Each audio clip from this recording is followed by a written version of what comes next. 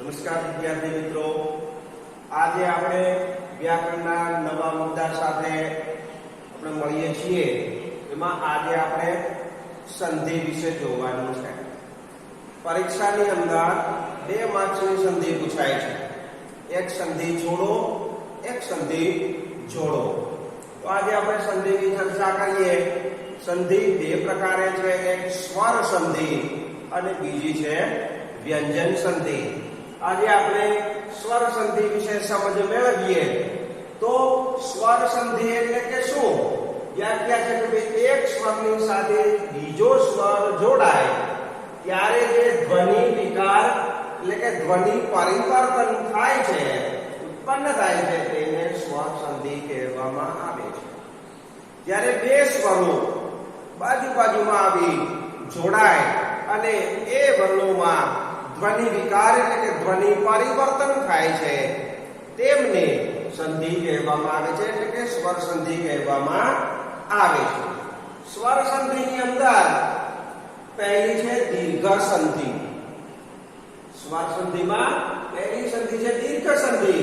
2 સવર્ણ સ્વરો પાસે આવે છે ત્યારે તે 2 સવર્ણ સ્વરોના બદલે તેમનો દીર્ઘ સ્વર મૂકવામાં આવે છે. 2 સવર્ણ સ્વરો પાસે આવે છે ત્યારે આ 2 સવર્ણ સ્વરો ના બદલે તેમનો દીર્ઘ સ્વર મૂકવામાં આવે છે. એમને આપણે દૃષ્ટાંતો જોઈએ તો કે ભાઈ અ વત્તા અ, અ વત્તા આ વત્તા અ અને આ વત્તા આ બરાબર આ જ થાય. એટલે કે અ વત્તા અ બરાબર પણ આ વત્તા આ બરાબર પણ આ વત્તા અ બરાબર પણ આ અને આ વત્તા આ બરાબર પણ આ જ થાય. તો અ વત્તા અ નો આપણે ઉદાહરણ જોઈએ તો સુર વત્તા અરે. સુરમાં રમા અ રહેલો છે.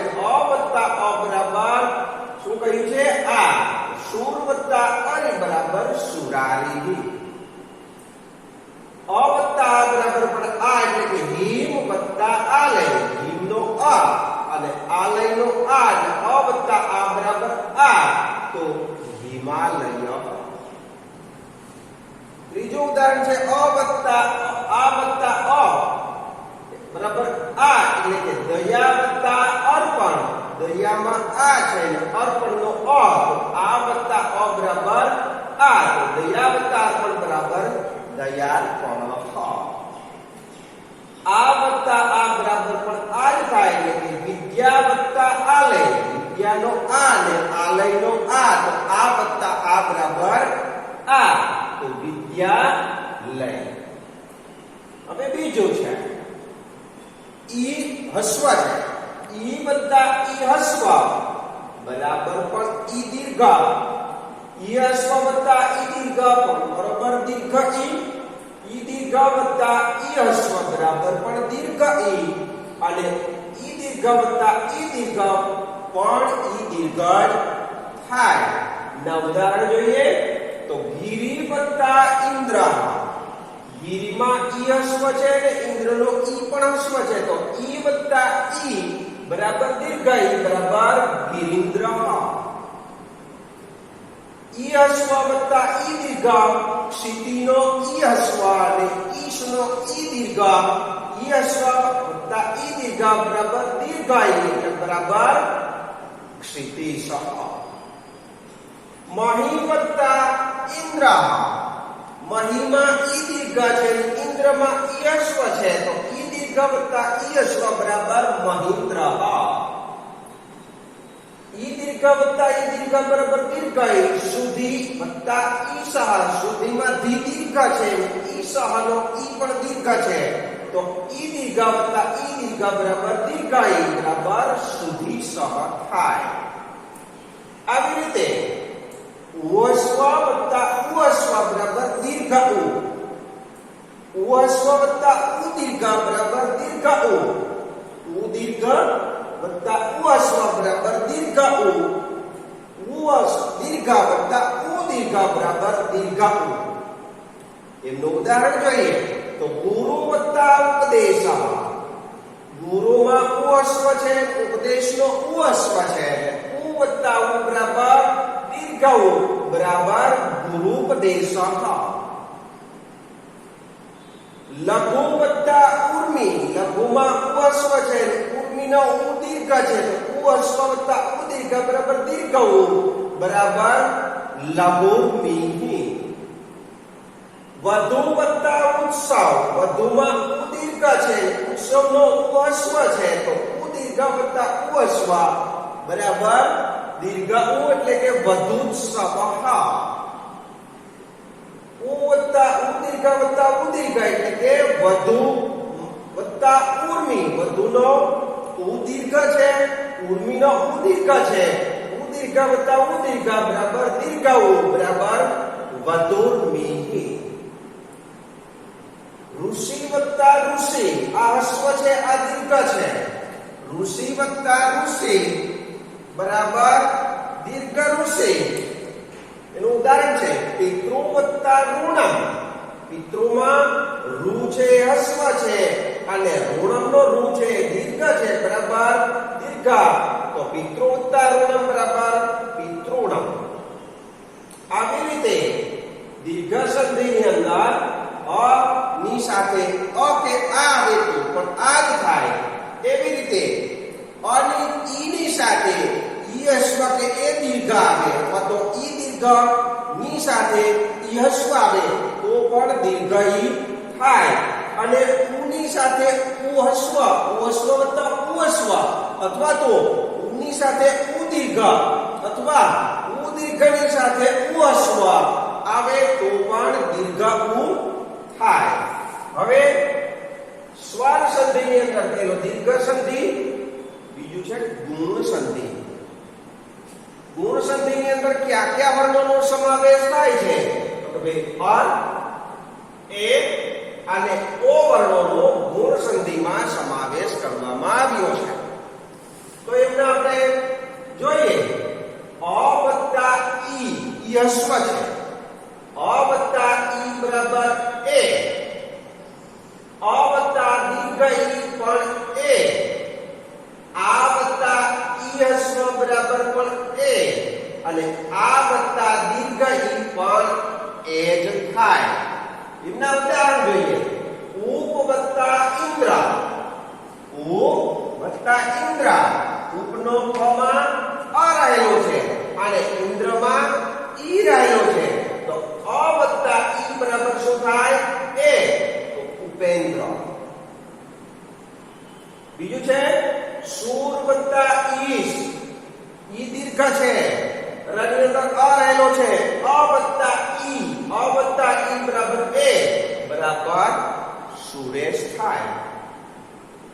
ત્રીજું દ્રષ્ટાંત છે તથા વત્તા ઇતિ, તથામાં આ છે, ઇતિમાં ઈ છે હસ્વ, તથા વત્તા ઇતિ આ વત્તા ઈ બરાબર એ બરાબર તથેતિ. એવી રીતે રમા વત્તા ઈશ, ઈ દીર્ઘ છે, રમામાં આ છે, ઈશમાં ઈ દીર્ઘ છે, તો આ વત્તા દીર્ઘ ઈ બરાબર એ થાય તો રમેશ. આગળ અ વત્તા ઉ, અહીંયા આપણે શું લીધું હતું? અ વત્તા ઈ લીધું હતું. અહીંયા આગળ છે અ વત્તા ઉ બરાબર ઓ થાય. અ વત્તા ઉ બરાબર ઓ થાય, અ વત્તા ઈ બરાબર એ થાય. અ વત્તા દીર્ઘ ઉ બરાબર પણ ઓ જ થાય. આ વત્તા હ્રસ્વ ઉ બરાબર પણ ઓ જ થાય. આ વત્તા દીર્ઘ ઉ બરાબર પણ ઓ જ થાય. તો એના દૃષ્ટાંત જોઈએ. તો હિત વત્તા ઉપદેશ, હિત વત્તા ઉપદેશ, તો આની અંદર અ રહેલો છે, ઉપદેશનો ઉ છે, અ વત્તા ઉ બરાબર ઓ, તો હિત ઉપદેશ નો હિતોપદેશ, હિત વત્તા ઉપદેશ બરાબર હિતોપદેશ. અ વત્તા દીર્ઘ ઉ બરાબર ઓ એટલે કે પીન વત્તા ઉ નો ઉ દીર્ઘ છે, પીનમાં અ રહેલો છે, તો અ વત્તા ઉ બરાબર ઓ, તો પીનો રૂ. ગંગા વત્તા ઉદકમ, ગંગામાં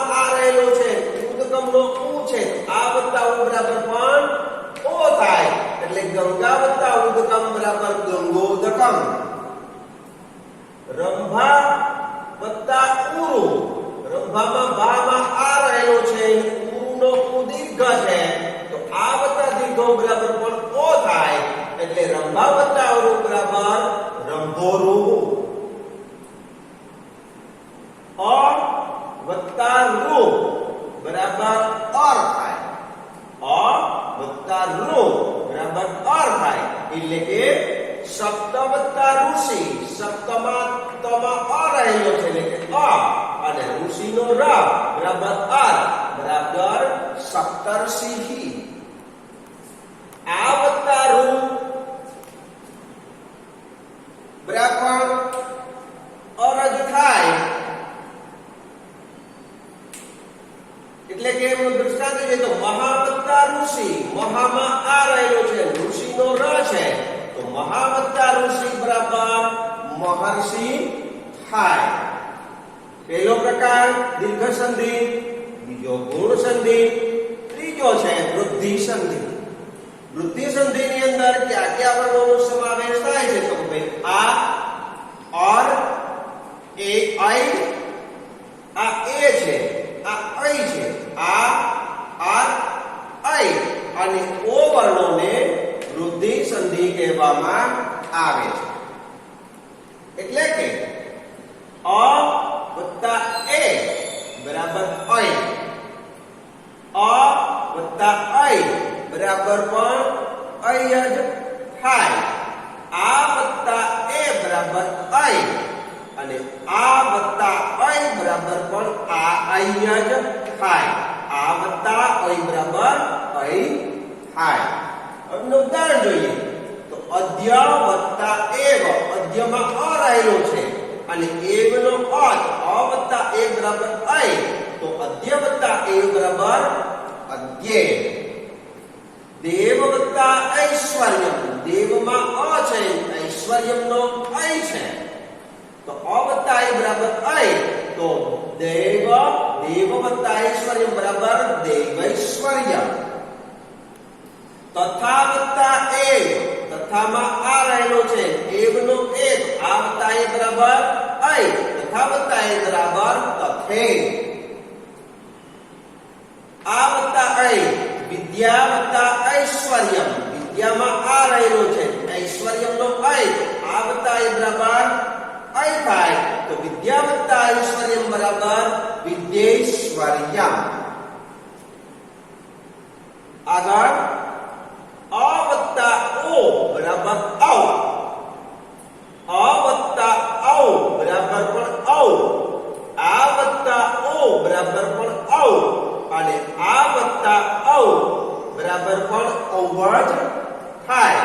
ઉદાહરણ જોઈએ તો તંદુલહ વત્તા ઓદકમ. તંદુલમાં અ છે, અને ઓદકમનો ઓ છે, તો અ વત્તા ઓ બરાબર ઔ. તંદુલ વત્તા ઓદકમ બરાબર તંદુલોદકમ. સમજ આવી? તો કઈ રીતે તંદુલોદકમ થયું? તો તંદુલનો અ, ઓદકમનો ઓદ, અ વત્તા ઓ બરાબર ઔ, તો તંદુલ વત્તા ઓદકમ બરાબર તંદુલોદકમ.